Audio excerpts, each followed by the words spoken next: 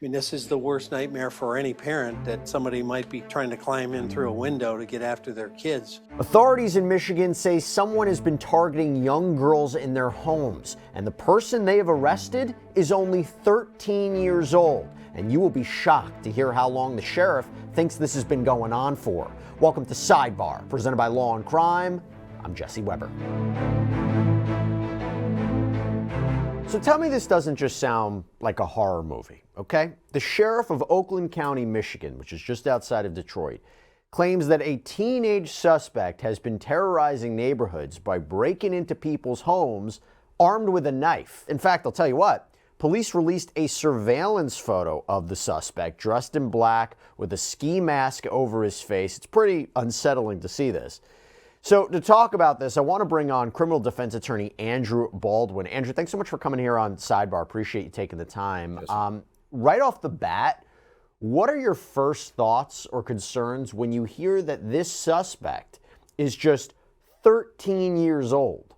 Yeah, juvenile law is a lot different than adult law, I think, throughout the country. And whenever you have a juvenile, it invokes a lot of, I guess, different emotions in a defense lawyer, maybe compared to an adult person accused in an adult crime. So, you know, as in many of us defense lawyers are parents and have kids. And so you kind of go through that thought process of what would you want to have done with your own child if he were accused of this. But then you get back to being a defense lawyer.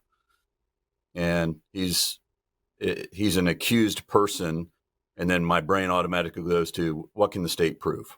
And that is why you are a defense attorney. That's exactly the muscle that comes on. You know, what's the evidence? So let's talk about it a little bit.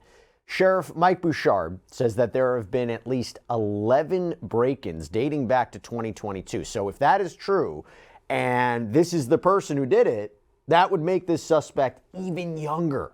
Now, the sheriff says the most recent attack was just after 4 a.m. on February 4th. And in its original press release, the Oakland County Sheriff's Office identified the suspect as a man, but they have now announced that they believe he is actually a teenager. The release reads, a man wearing a ski mask and armed with a knife choked a 10-year-old girl who had been sleeping. The suspect was apparently frightened off by the girl's screams. The girl's mother saw the suspect wearing all black running down the stairs and out of the home. It appeared the suspect entered the home through an unlocked window. This is like literally someone's worst nightmare, right? The intruder that sneaks in the middle of the night. That's exactly what we're talking about here. Now, the sheriff talked about this at a news conference this week. Let's take a look. We believe this individual is responsible for now up to 11 distinct home invasions. It seems, again, to be targeting young girls.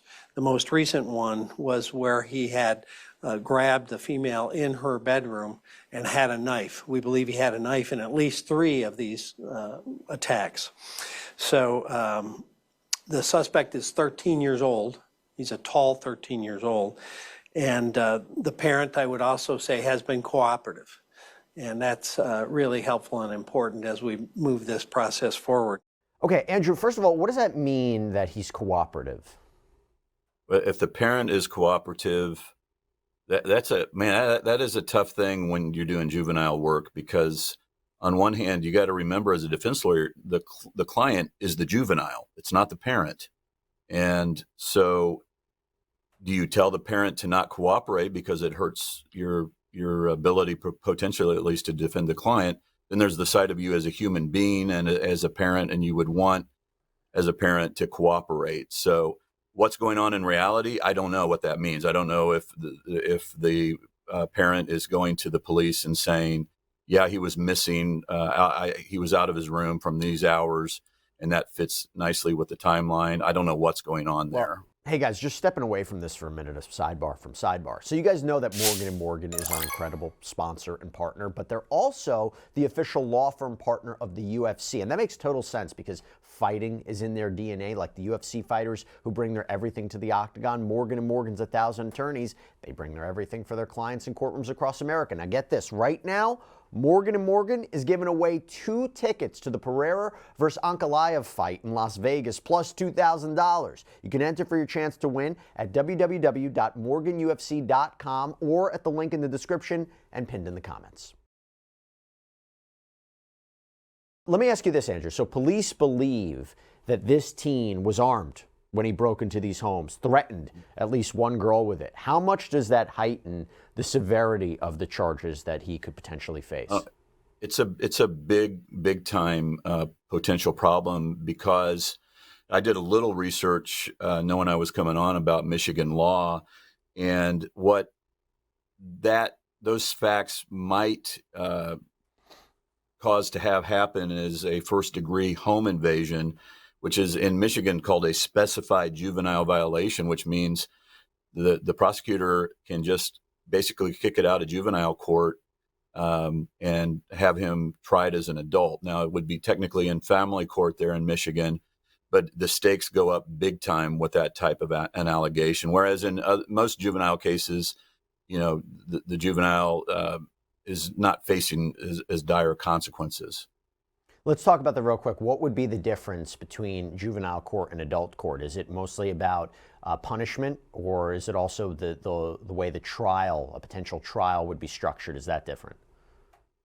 Well, both can be different. Certainly, the punishment is going to be different. If in Michigan, if he's tried as an adult, the judge can enter a conviction as an adult, and then that means that he would ultimately be sentenced as an adult. Now, in Michigan, and in most states, you cannot take a 13, 14-year-old kid and put him in with adult males in a prison, but at age 18, if his sentence is long enough, he would go there. So now, as far as trial is concerned, like where I'm from, Indiana, you don't have jury trials with juveniles, but you do with adults. And I'm guessing the same is with Michigan. So you do get all the same constitutional protections, whether you're a juvenile or an adult. What happens in juvenile court in terms of a punishment? Is the offender eventually released?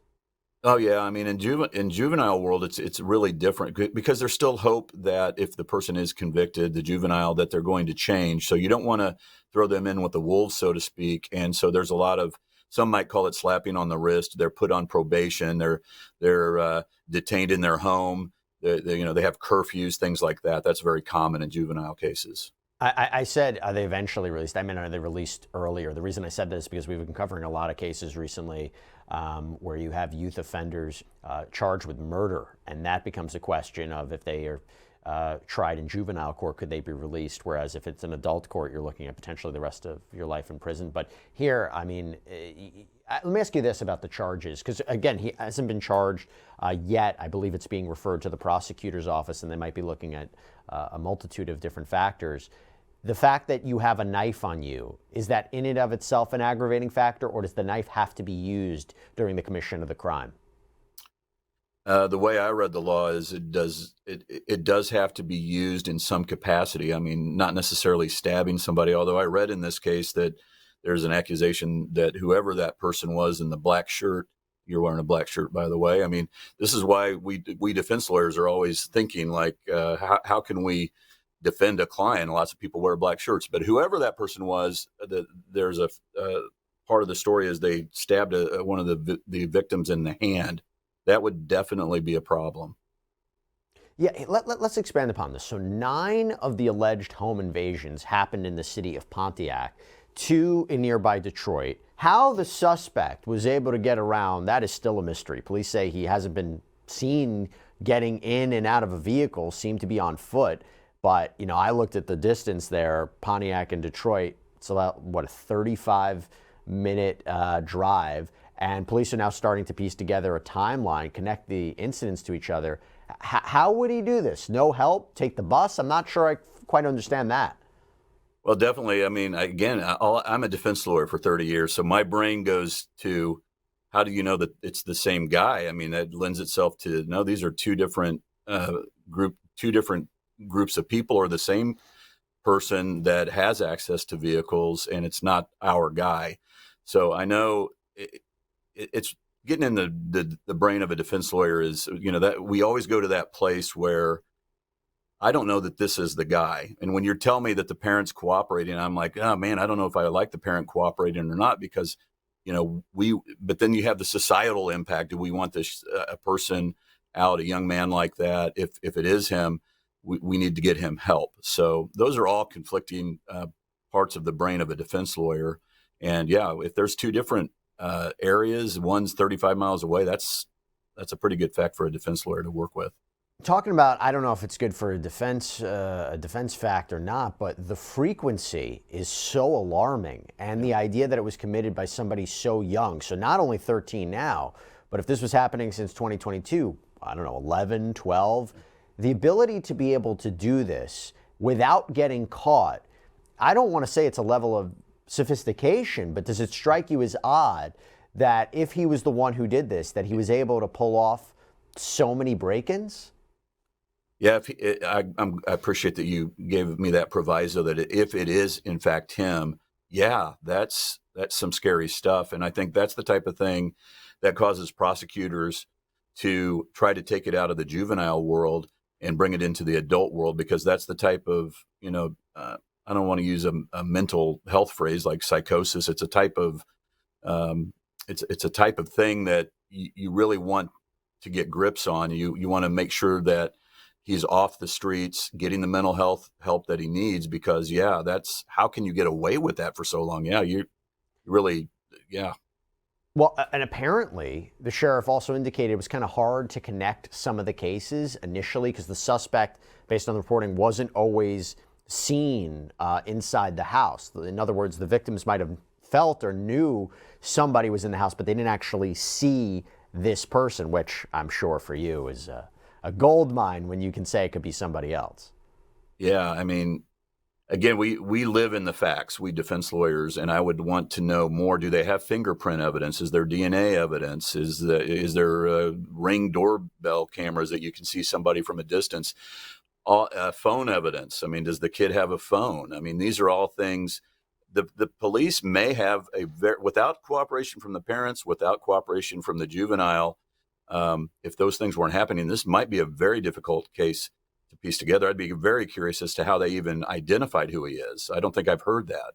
Well, here's what's interesting. Here's what's interesting when you're thinking about the suspect and the connections to these alleged victims. When law enforcement was on the lookout for this suspect, they said in a release, quote, "In each instance, a lone suspect entered the home or attempted to gain entry through an unlocked window. The suspect appeared to target residences with teenage/adolescent females." Now, ABC7 in Detroit tracked down family members of 3 alleged victims. So a 9-year-old girl in Detroit targeted on January 13th, a 10-year-old girl in Pontiac who was targeted last week, and a 15-year-old girl in Pontiac who was targeted in October. And according to one mother, the suspect made her 15-year-old daughter undress at knife point, then stabbed her in the hand, choked her before one of the siblings came downstairs, and he apparently got away through a window. But that mom told ABC7 that she believes this teen, or this alleged suspect, had watched her children get off the bus and knew where they lived. And she says that kids around town knew who the suspect was, had a group chat going on about it. And she also told the outlet that police confirmed the suspect's identity to her. And she says that this suspect is in her 13-year-old son's class. Now, Andrew, if that is true, right, you wonder what was the connection between the different break-ins and the suspect. That's her account, right? This would all be respect to one instance, maybe not all of them, but that seems to be one of the identifiers here. I'm curious because you wonder, was this advanced knowledge? Was it specific targeting? How did they know? How did this person know who was going to be in the house? That's a big aspect of it. Oh yeah, I mean that's the type of information that can terrify a community. But think about it this way: you got all these young people talking. That when you were just telling me that the account, that was what I was drawn to. Is all these young people are on Instagram or whatever it is, and they're all talking about, oh, this is the guy, this is the guy. what happens if he's an outcast? What happens if he's not the guy? I mean, these are, and I understand we might be having two different conversations. One is the scary conversation of if this is the guy. And the other one is you got a bunch of young people that are on electronic devices, and could they be picking on a guy, and a guy's about to get railroaded or his life is forever changed. You know, I really hope in a case like this that the police have the goods, because if they don't, somebody's life can be forever, tainted. But it does seem it has to be targeted attacks. I mean, sure, there's people who do break-ins, they'll case areas, they'll see where somebody might have wealthy items inside, but this specific pattern of going after young girls feels like you have to have some sort of advanced knowledge of who's living in that house. Yeah, it sounds like it. I mean, if these are all the same person and it's all the same, that are all part of the same kind of school system, that is scary. That's the type of person that communities really want off the streets. And, hopefully compassionate people at least would be wanting to get this person help if they are capable of being helped. And we hope that they are.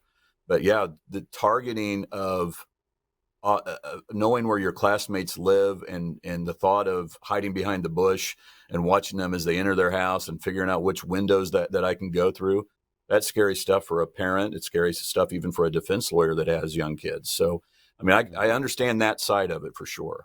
By the way, you mentioned the community before. So Sheriff Bouchard said that he wanted to do a press conference early in the investigation to let people in the community know that they could take a breath. Take a look. Because we know we had some individuals out patrolling the streets on their own, and the anxiety of the communities, both in Pontiac and in Detroit, because this is, again, the worst nightmare of any parent, to have somebody try to get into the bedroom of your child.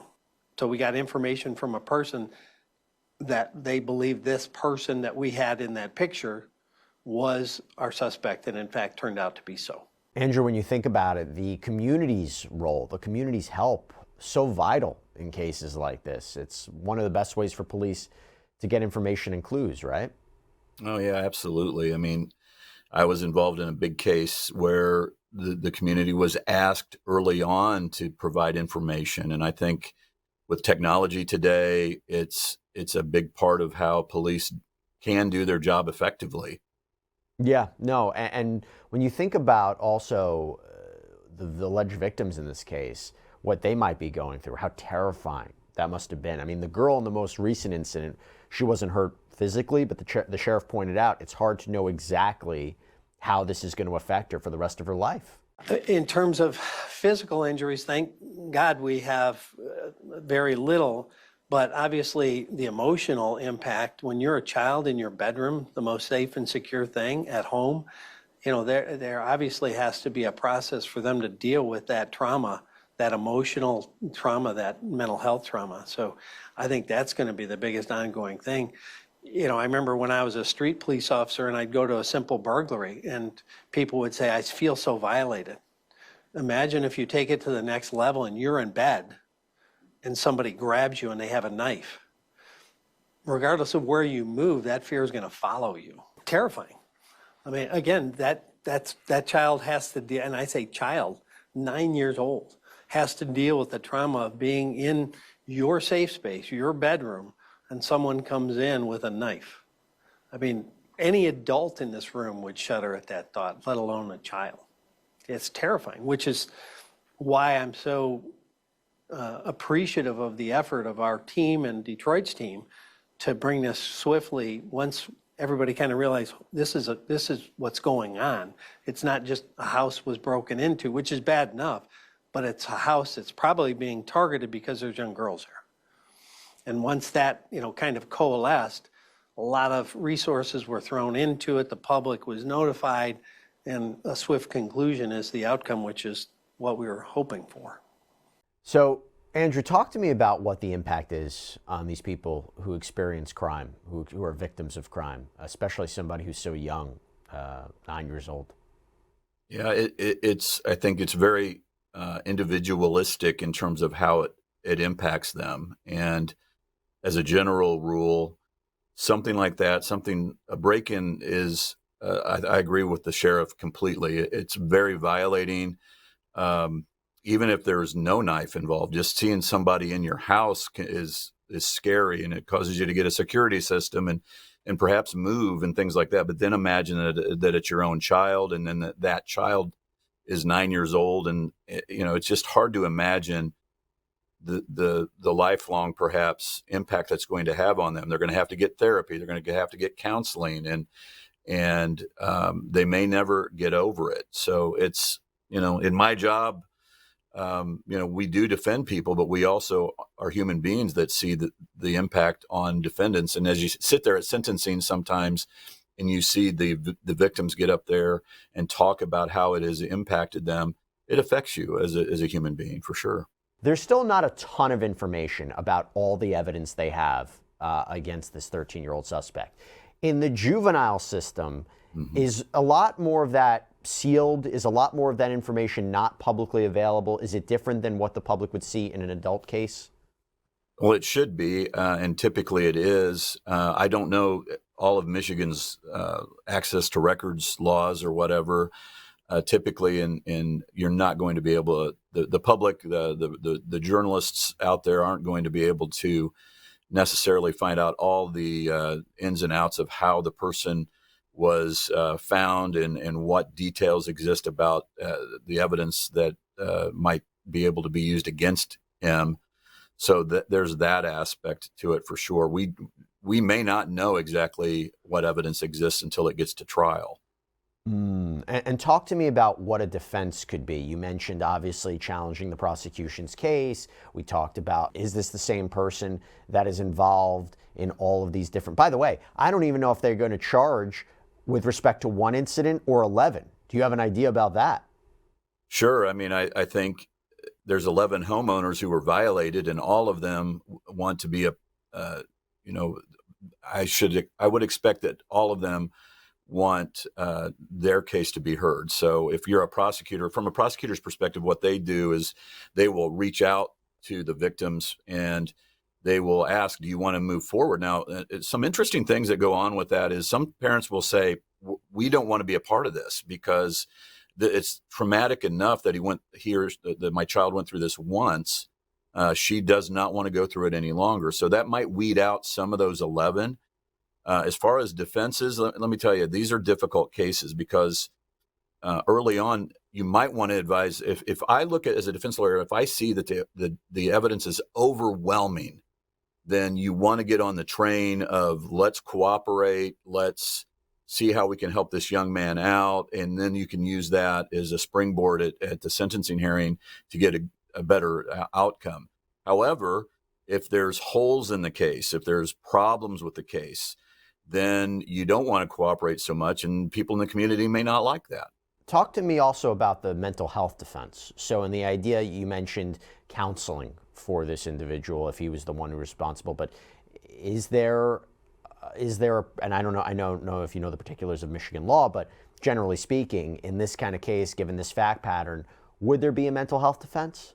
Oh, there absolutely could be. I mean, what you detailed earlier is a person that, if it is this person that would basically, like I said, hide in the bushes, they planned out an attack and they're 11 or 12 years old. I mean, this is a person that might be highly intelligent. This is a person that has gotten away with all this for 2 years, and they're so young that they may have some type of mental health defect that under Michigan law could be utilized at trial, that they don't appreciate the seriousness of the crime or that they've even committed a crime. Well, look, this suspect is in the Oakland County's Children's Village Juvenile Detention Center while the prosecution weighs possible charges. We'll keep an eye out for this one. Really disturbing case. And you know, again, I can't help but think about the young people who were affected by this and how they're going to move forward through life knowing that, you know, somebody broke into their home and attacked them, whoever that might be. But it's just really, really a disturbing case. Andrew, really appreciate you taking the time. Thank you so much for coming here on Sidebar. I appreciate it. Thank you. All right, everybody, what a story. That's all we have for you right now here on Sidebar. Thank you so much for joining us. And as always, please subscribe on YouTube, Apple Podcasts, Spotify, wherever you should get your podcasts. I'm Jesse Weber. I'll speak to you next time.